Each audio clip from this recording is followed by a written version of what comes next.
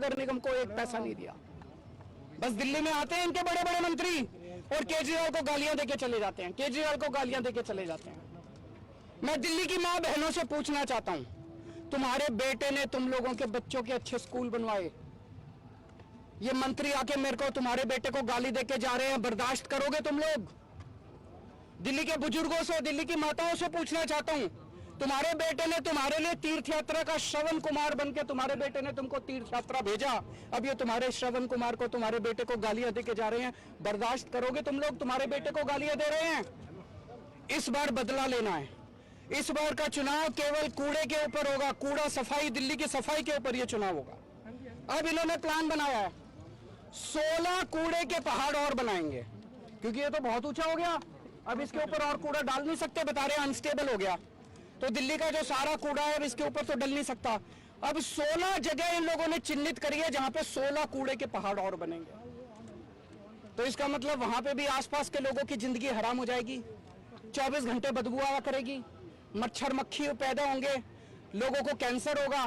पूरी दिल्ली को अब ये कूड़ा घर बनाने, पूरी दिल्ली में 16 कूड़े के पहाड़ इन्होंने चिन्हित किए हैं।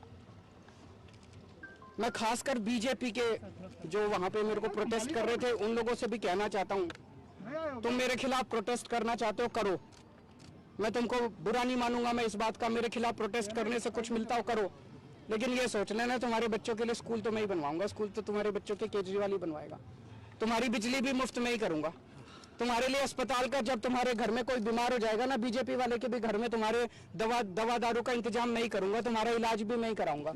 ये बीजेपी वाले तो कुछ नहीं कराने वाले। तो मैं सारे दिल्ली के बीजेपी के सपोर्टर्स को खास तौर से आज अपील करना चाहता हूं, एक बार अपनी पार्टी भूल जाना। इस बार दिल्ली की सफाई के लिए आपने देख लिया, 15 साल तो कम नहीं होते, 15 साल आप लोगों ने देख लिया, बीजेपी वालों ने भी देख लिया, इन्होंने क्या हाल कर दिया दिल्ली का।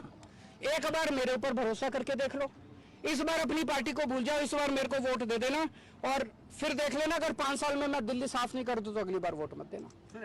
आप स्कूल वाले की बात की, आप पॉलिटिकल स्टंट कर रहे हैं और ऐसे समय में जब गुजरात में और हिमाचल प्रदेश में चुनाव है। कौन सा पॉलिटिकल स्टंट? यही जो नोट के पीछे जो आप कह रहे हैं कि तो मैं वो कर लें, हमने कब मना किया, वो भी कर लें। अगर उनको लगता है कि ये कहने से वोट मिलते हैं तो ये लागू कर दे, उनकी तो सरकार है केंद्र में, लागू करके वोट ले लें वो। सर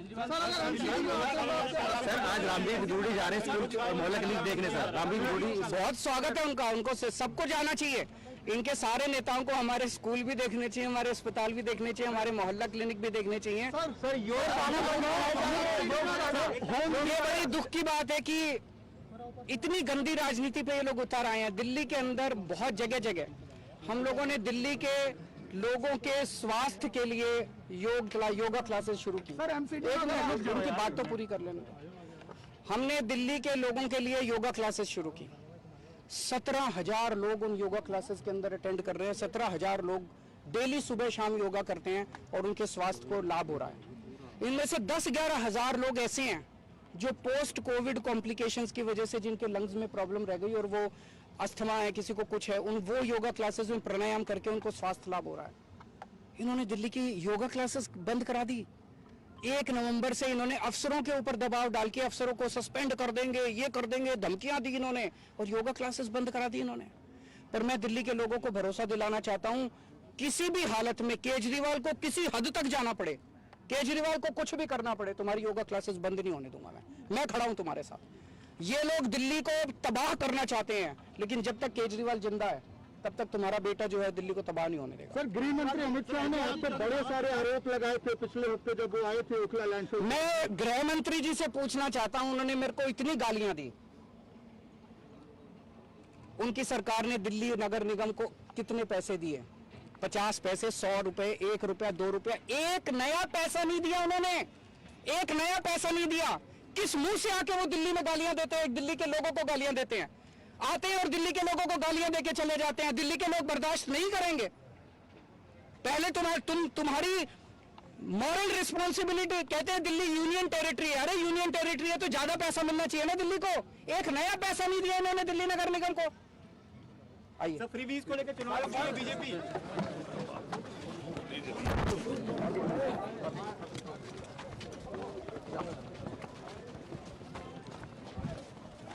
सुन